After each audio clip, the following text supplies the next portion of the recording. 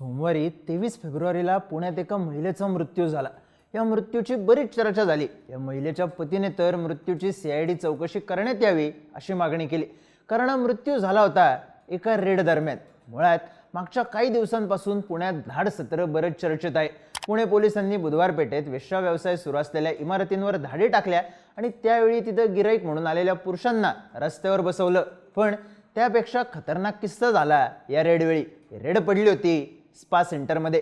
विमाननगरच्या route spa सेंटरमध्ये देहविक्रीचा racket सुरू असल्याची टीप पोलिसांना मिळाली। पोलिसांनी रेड टाकली आणि त्यावेळी या स्पाचा मॅनेजर आणि एका महिलेनं दुसऱ्या मजल्यावरून उडी मारली। यात मॅनेजर वाचला, पण या महिलेचा मृत्यू झाला। पोलिसांनी दिलेल्या माहितीनुसार या महिलेला फसवून देहविक्रीच्या रॅकेटमध्ये आणण्यात आलं होतं। पण मग या महिलेने रेड पडल्यावर उडी का मारली, मॅनेजरने उडी का मारली आणि मुळात या स्पा सेंटर्सला परवानगी कशी मिळते?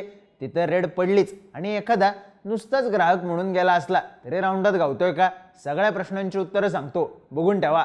मसाज घ्यायला गेल्यावर चौकीत जाऊन मालिश घ्यायची वेळ येते का नाही ते समजेल। नमस्कार, मी चिन्मय आणि तुम्ही पाहताय बोलबिडू। सगळ्यात आधी पुण्यात काय घडलं ते सांगतो, म्हणजे आज ही नस दाबायचा मूड का झाला ते समजेल। पुण्याच्या रूट स्पामध्ये पोलिसांनी रेड टाकली तेव्हा त्यांना तिथे काही कस्टमर्स, काम करणाऱ्या महिला आणि स्पाचा मॅनेजर आढळले। पोलिसांची कारवाई सुरूच होती तेव्हा स्पाच्या मॅनेजरने आणि एका महिलेने दुसऱ्या मजल्यावरून थेट खाली उडी मारली। दोघंही जखमी झाले।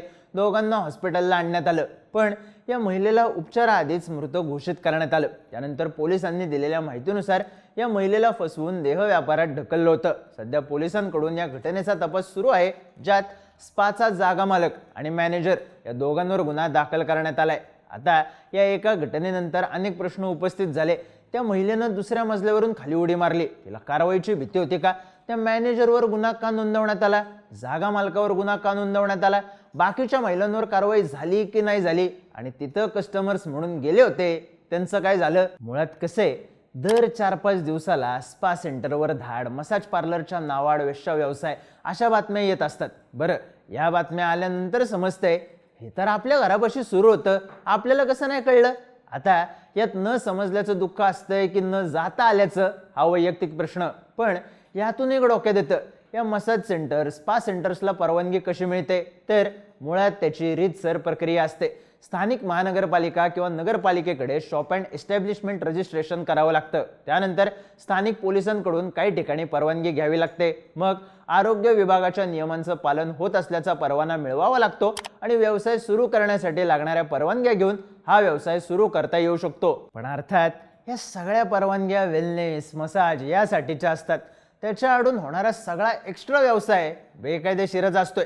पण आता बेकायदेशीर असतोय, पोलिसांना टीप मिळाली, संशय आला तर इमॉरल ट्रॅफिक प्रिव्हेंशन ऍक्ट अंतर्गत पोलीस रेडही टाकू शकतात। मग यात आरोपी कोण असतोय? तर सगळ्यात पहिलं धरलं जातंय जागा मालकाला। ITPAच्या कलम 3 अंतर्गत वेश्या व्यवसायासाठी जागा उपलब्ध करून देणं हा गुन्हा आहे। जो कोणी आपल्या जागेत वेश्यालय चालवतो किंवा त्याच्या मालकीची जागा वेश्या व्यवसायासाठी वापरायला देतो किंवा जागा भाड्याने दिल्यानंतर जागेचा वापर वेश्या व्यवसायासाठी सुरू आहे हे माहीत असूनही त्याच्याकडे दुर्लक्ष करतो, तर ती किंवा तो व्यक्ती गुन्हेगार ठरतो। यात नोईंगली परमिट्स नावाचा एक विषय असतो, ज्यात आपल्या जागेत काय घडतंय याची माहिती असूनही दुर्लक्ष केलं तर कारवाई होऊ शकते। अशात आपल्याला याबद्दल काहीही माहिती नव्हतं, हे जागा मालकाला कोर्टात सिद्ध करता आलं तर मात्र त्याची मुक्तता होऊ शकते। बरं, हे झालं जागा मालकाचं। मॅनेजरने थेट दुसऱ्या मजल्यावरून खाली उडी मारली, असं त्याला कुठल्या कारवाईचं टेन्शन होतं? तर सगळ्यात बेकार कोण अडकत असेल तर मॅनेजर। ITPAच्या कलम 3, 4, 5 आणि 6 अंतर्गत मॅनेजर अडकू शकतो। हा मॅनेजर त्या स्पा किंवा मसाज सेंटरचं रोजचं ऑपरेशन बघत असेल, रूम्स वाटत असेल, पैसे कलेक्ट करत असेल, देहविक्री करणाऱ्या महिला आणि गिराईक यांच्यात बोलणं घडवत असेल तर कलम 3 नुसार वेश्यालय चालवणे या अंतर्गत तो अडकू शकतो। त्याचा पगार या स्पा सेंटरच्या कमाईमधून होत असेल तर कलम 4 अंतर्गत देह व्यापाराच्या कमाईवर जगणे या कलमाखाली कारवाई होऊ शकते। जर हा मॅनेजर महिलांना ग्राहकांच्या समोर पाठवत असेल, त्यांना या कामासाठी फूस लावत असेल तर कलम 5 अंतर्गत कारवाई होते। एखाद्या महिलेला इथं जबरदस्तीने ठेवण्याचा प्रकार घडल्यास ITPAच्या कलम 6 अंतर्गत कारवाई होते। आता ही कारवाई काय असते? तर आर्थिक दंड आणि गुन्हा किती गंभीर आहे हे बघून 1 ते 7 वर्षांपर्यंतचा किंवा त्यापेक्षा जास्तीचा तुरुंगवास सुद्धा होऊ शकतो। आता ज्या महिला सापडतात त्यांच्यावर कारवाई होते का? तर आता एखादी महिला इथं कर्मचारी म्हणून म्हणजे रिसेप्शनिस्ट, क्लीनर किंवा फक्त मसाज थेरपिस्ट म्हणून काम करत असेल तर त्यांना फक्त चौकशीसाठी बोलवलं जाऊ शकतं, जबाब घेऊन सोडलं जातं, कारण त्यांचा या सगळ्या प्रकाराशी थेट संबंध नसतो. पण ज्या महिला देहविक्री करताना आढळतात त्या स्वतःच्या इच्छेनं देहविक्री करत असतील तर वेगळा विषय, कारण ते भारतात थेट बेकायदेशीर ठरत नाही. पण त्यांना फसवून किंवा बळजबरीने या व्यवसायात ढकलला असेल तर त्यांना व्हिक्टिम मानून त्यांची सुटका केली जाते. म्हणजे याच्यात सापडतोय कोण? तर जागा मालक आणि मॅनेजर. पण मग गिरायकांचं काय? त्यांची अशीच सुटका होते होय? तर इथंच होतोय गेम. समजा, आता नुसतं समजा तुम्ही लय दमलाय, असं वाटतंय मसाज करून घ्यावा.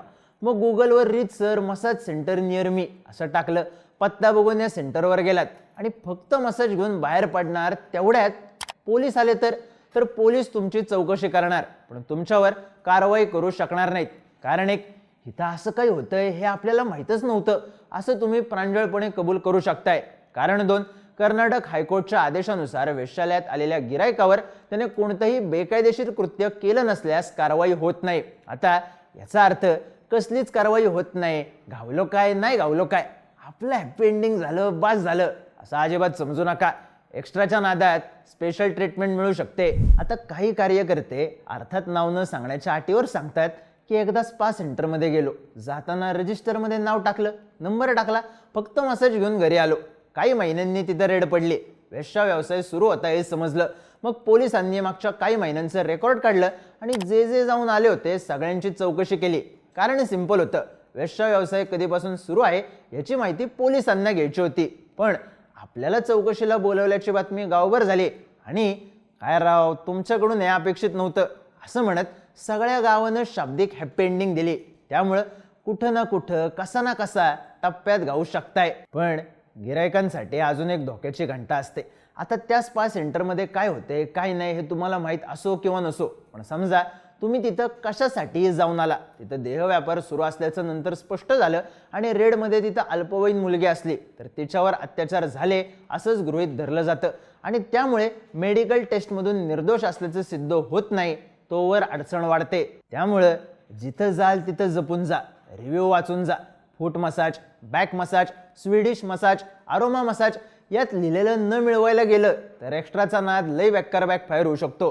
त्यामुळं सरळ रेषेत चालण्यात भलं असते. माहीत नव्हतं साहेब, मी त्यासाठी नव्हतं आलो साहेब असं म्हणायची वेळ तरी कशाला येऊ द्यायची.